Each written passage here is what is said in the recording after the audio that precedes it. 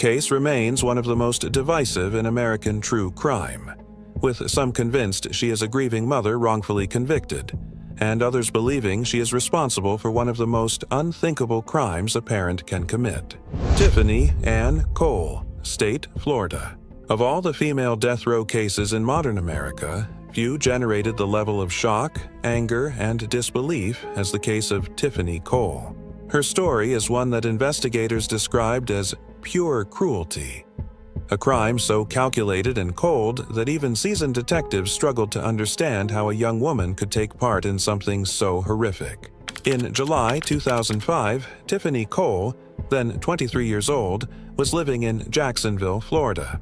She had recently befriended an elderly couple, James and Carol Sumner, longtime family friends who had once helped Tiffany's parents, even selling Tiffany their used car years earlier. The Sumners trusted her completely.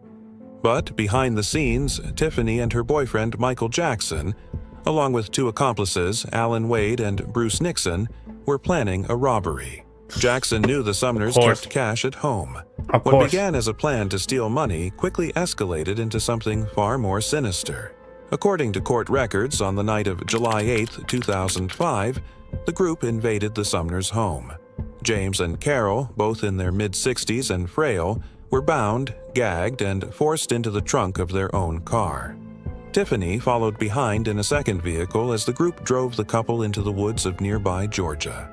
There, the Sumners, still alive and helpless, were lowered into a pre-dug grave. Dirt was shoveled on top of them as they begged for their lives. The prosecution later revealed the most chilling detail. Tiffany was the one who purchased the shovel. She also withdrew thousands of dollars from the victim's bank account in the days after the murder using their stolen PIN numbers.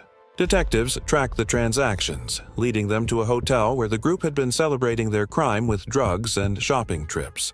Evidence recovered from the scene was overwhelming, and all four suspects were arrested. In 2007, Tiffany Cole was convicted of 2 counts of first-degree murder.